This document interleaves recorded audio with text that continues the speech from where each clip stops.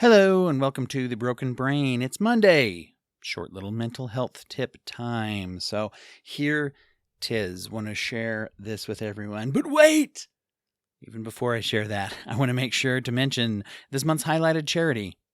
This month, we're highlighting the Lavender Rights Project, a nonprofit that focuses on the needs of gender identity, safety, community advocacy, housing, and vocational needs of the trans community, particularly Black trans individuals. It is a feminist queer organization that is doing some really good work that is important at this time. Go to lavenderrightsproject.org in order to learn more about them. Support their work to the degree that you're able, if you're able to chip in a few bucks, or if you just want to share that website around. It is a very worthy cause, helping people who need it. And thanks to all of you Patreon supporters of The Broken Brain. 50% of your monthly donations always go towards helping the charity of note in the month that you joined, and will continue to as long as you are a member of the Patreon. You also get some bonus materials. Everybody who signs up for the Patreon, free members as well, get videos of the interviews that we do. They come out on audio here on the audio feed, of course, but you can view those videos as well if you are a subscriber to the Patreon. If you are a paid subscriber, you get some extra bonuses. You get the history episodes in full and some other things coming on down the pike, as well as some special little videos have been dropping lately too. Now, here's a tip for our mental and emotional health. It's something that's been on my mind lately.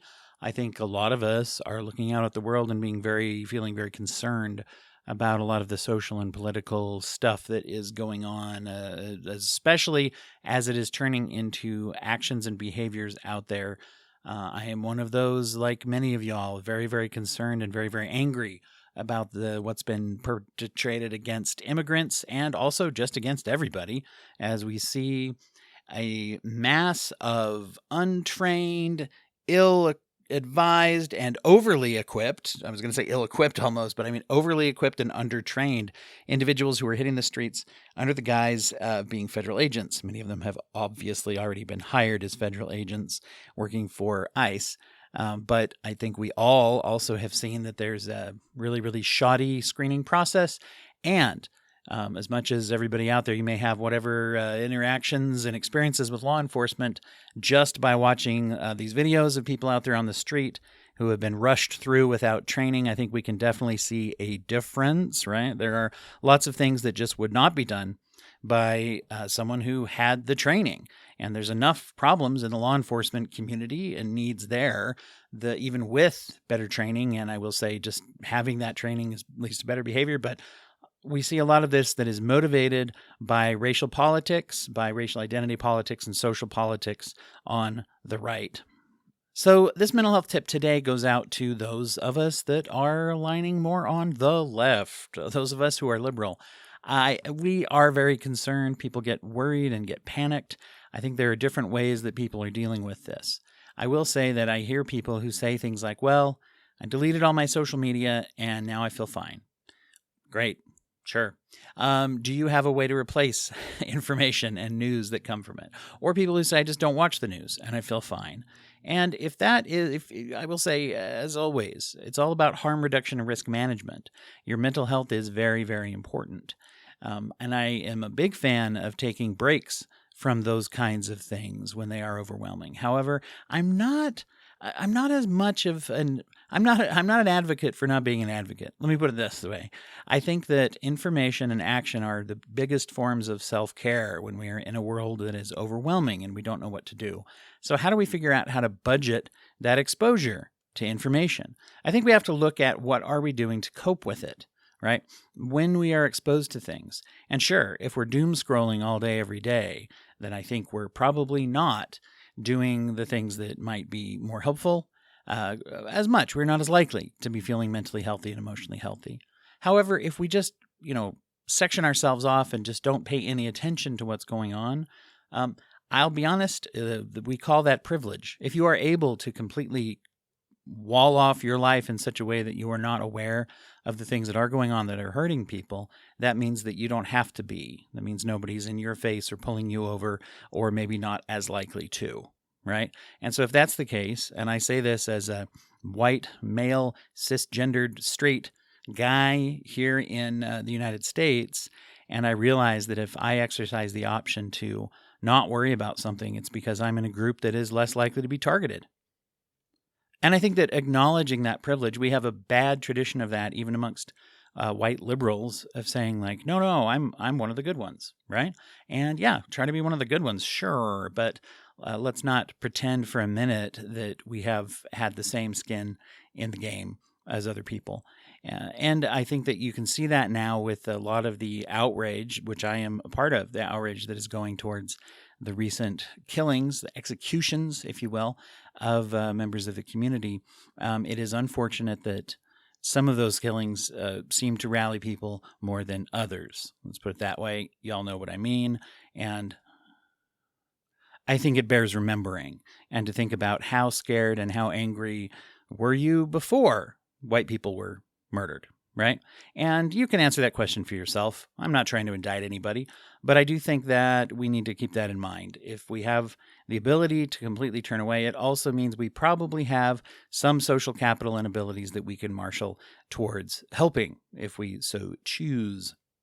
So, if you are delving into less healthy coping mechanisms because of being overwhelmed with the rush of information, there's a couple different things we can do. Edit how often, or control, police how often we are exposing ourselves to that type of information. And try to look at it as a balancing act. How much can I look without it starting to get into my day-to-day healthy coping mechanisms? If I'm getting so upset that I'm drinking myself to sleep every night, well, that's not good advocacy. I'm not helping anybody out then, right?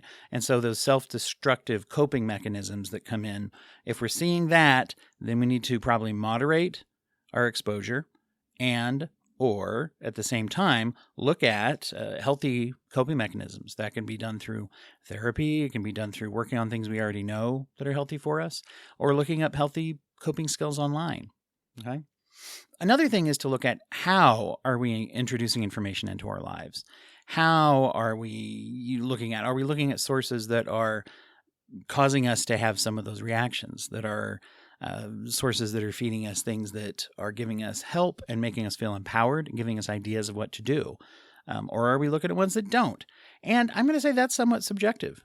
Let's say if you hop on social media, there are some accounts that people would follow, and they might say, this all just makes me angrier and angrier, and I shut down. Someone else might watch that same feed of information and say, all right, this is getting me radicalized and giving me empowerment to move forward, right? So that same thing, and I'm not really a big fan of spending a ton of time just attacking the sources of information, unless there's something egregious or something that is dishonest, which, it doesn't help our cause to perpetuate dishonest things.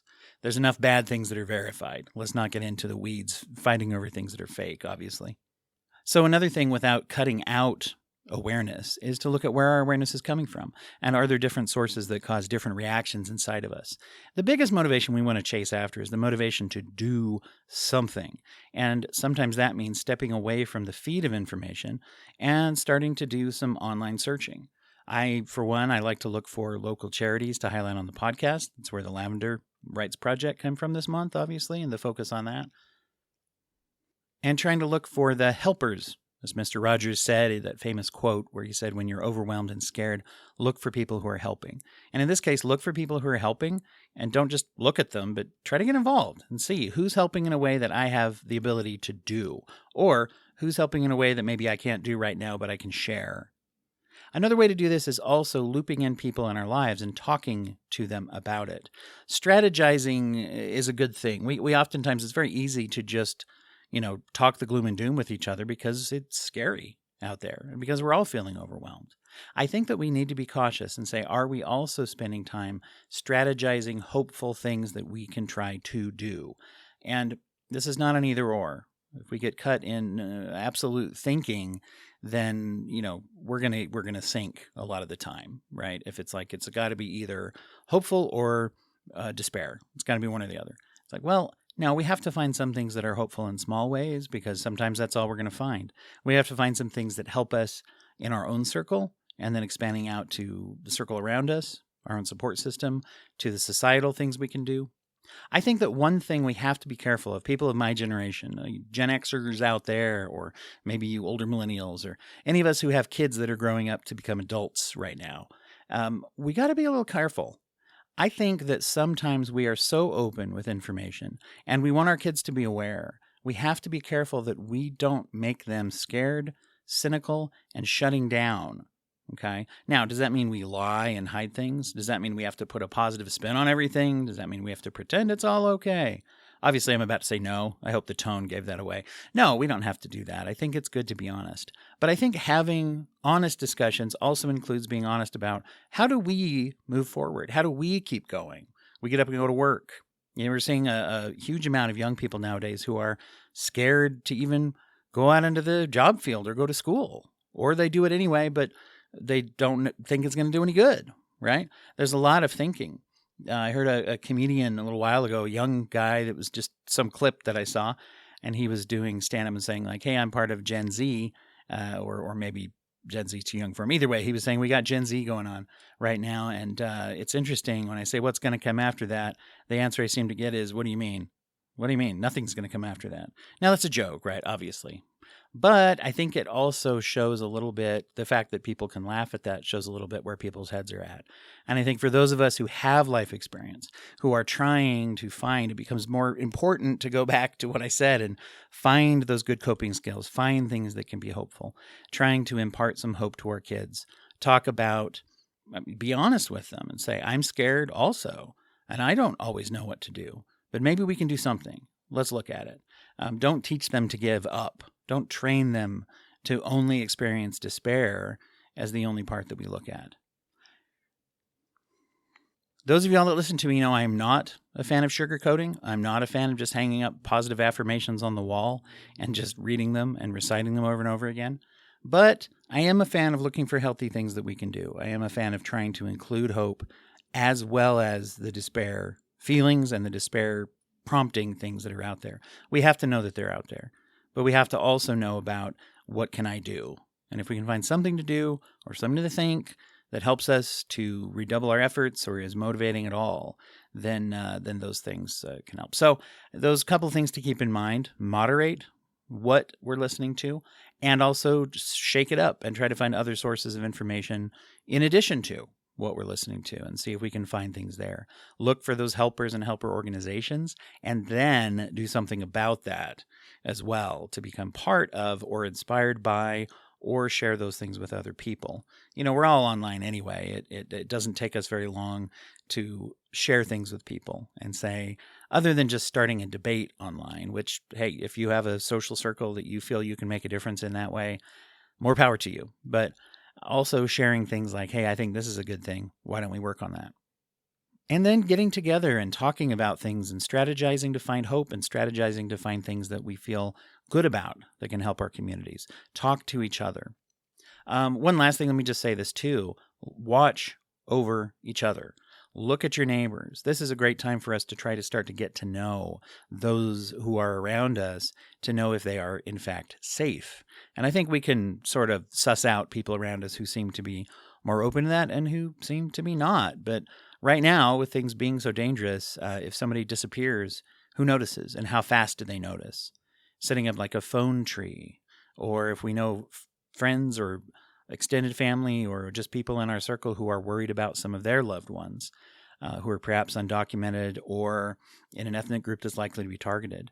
Do they know, that our home and helpfulness are available to them? Of what can we do? And that type of a thing. So little things to throw out there. Just basically be careful out there. Be good to each other. And try not to turn a blind eye as your main coping skill. I know it's hard and I know it's scary, but if we don't face things don't get any better. If the people who are doing good and want to do good don't do anything, things don't get better. And also, we all are faced with the choices that we make and thinking about where will we remember being in all these struggles. And if something is important to you, then let's make it important to us, right? Let's make sure that importance is reflected in the things that we do as well. And I say that without any intention of undermining or diminishing how difficult it is to find those things to do. I hope some of these little tips are helpful. As always, I'd love to hear from any listeners out there. If you have ideas that have worked for you, or if you have obstacles, that maybe we should throw this out to the audience too and say, anybody got any ideas? So really, really love to hear from anybody with those kinds of things. All right. Thanks again for listening. And we'll be back again soon with another installment of The Broken Brain. Bye-bye.